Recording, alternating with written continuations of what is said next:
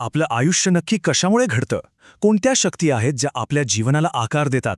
आपलं नशीब की आपले निर्णय? नमस्कार.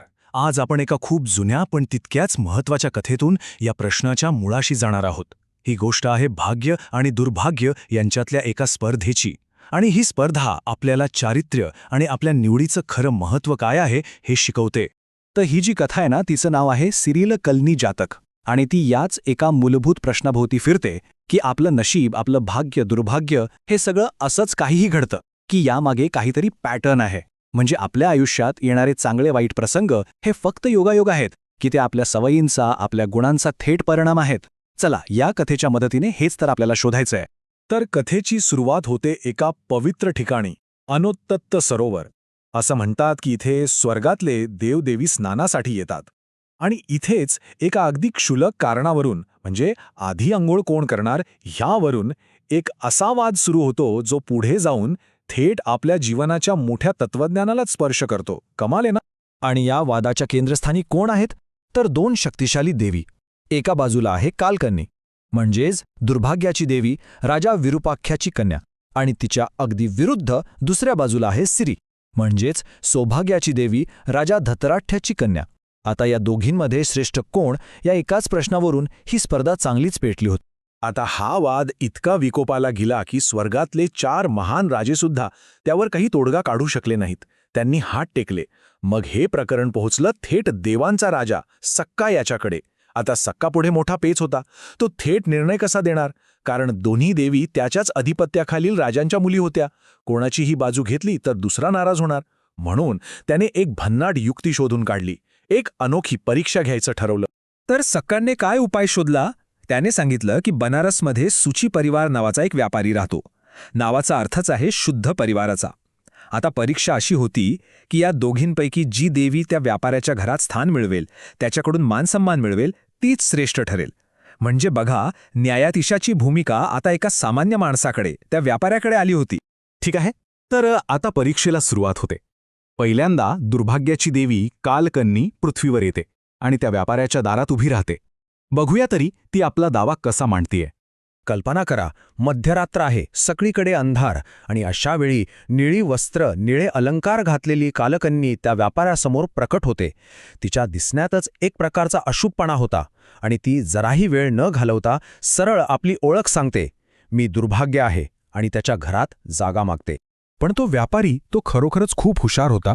त्याने तिला लगेच हो किंवा नाही म्हटलं नाही. उलट त्याने एक असा प्रश्न विचारला जो खूप काही सांगून जातो. तो विचारतो, ठीक आहे, पण तू राहतेस कोणासोबत? कसे आहेत तुझे सोबती? त्यांचं वागणं कसं आहे? बघा, एका साध्या प्रश्नातून त्याने थेट देवीच्या चारित्र्याचीच परीक्षा घ्यायचं ठरवलं. आणि कालकन्येने दिलेलं उत्तर ते तर अगदी स्पष्ट आणि धक्कादायक होता. तिने सरळ सांगितलं, ढोंगी, लोभी, मत्सरी, कपटी असे लोक माझे खास मित्र आहेत. आणि ती हेही सांगते की ती अशा लोकांचं सगळं वैभवच नष्ट करून टाकते. इथे सगळ्यात महत्त्वाचा मुद्दा काय आहे? तर कालकन्नी हे सगळं अभिमानाने सांगतेय की ती कोणत्या दुर्गुणांकडे खेचली जाते. क्रोध, द्वेष, निंदा, क्रूरता, मूर्खपणा हे सगळे गुण तिला आवडतात.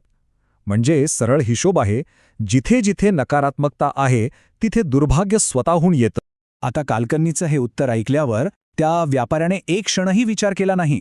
तो तिला स्पष्टपणे म्हणाला, तू ज्या दुर्गुणांबद्दल बोलते आहेस तसलं इथे काहीही नाही, त्यामुळे तू इथून निघून जा. त्याने दुर्भाग्याला आपल्या घरातच नाही तर आपल्या आयुष्यातही जागा द्यायला ठाम नकार दिला. तर कालकन्नी तर निघून गेली आणि तिच्यानंतर येते तिची प्रतिस्पर्धी सौभाग्याची देवी सिरी. तिचं येणं मात्र अगदीच वेगळं होतं. चला, आता तिची बाजू ऐकून घेऊया. सिरीचं रूप कसं होतं? तर सोनेरी वस्त्र, सोनेरी अलंकार, तिच्यातून जणू काही तेजच बाहेर पडत होतं. ती व्यापाऱ्याच्या दारात अगदी आदरानं उभी राहिली. तिने स्वतःची ओळख मी भाग्य आणि सौभाग्य आहे अशी करून दिली आणि खूप नम्रपणे घरात येण्याची परवानगी मागितली. व्यापाऱ्याने तिलाही तोच प्रश्न विचारला, तू कोणासोबत राहणं पसंत करतेस?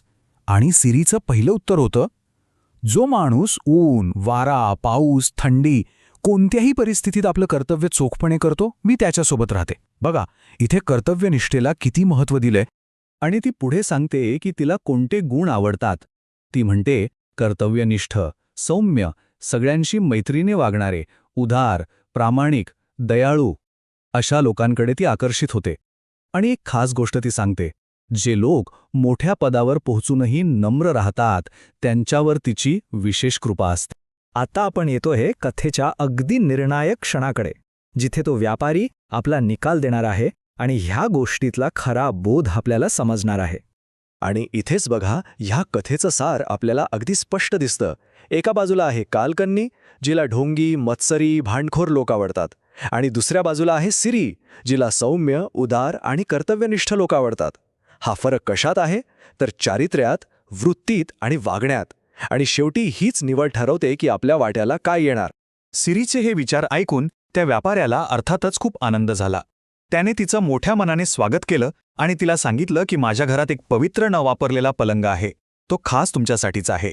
असं म्हणून त्याने सौभाग्याला आपल्या घरात मानाचं स्थान दिलं. तर ह्या जातक कथेतून मिळणारा सगळ्यात मोठा धडा कोणता?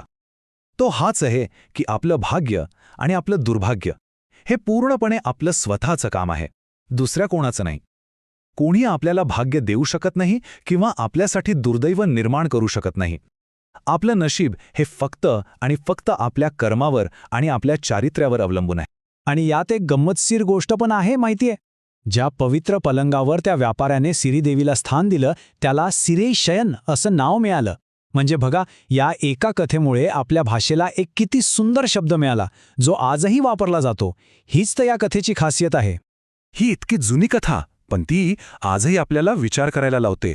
ज्याप्रमाणे त्या व्यापाऱ्याने सद्गुणांचं स्वागत केलं आणि दुर्गुणांना घराबाहेर काढला, तसंच आज आपण आपल्या आयुष्यात, आपल्या समाजात खरंच कोणत्या गुणांना जागा देत आहोत, कोणाचं स्वागत करतोय, हा विचार करण्यासारखा प्रश्न आहे, नाही का?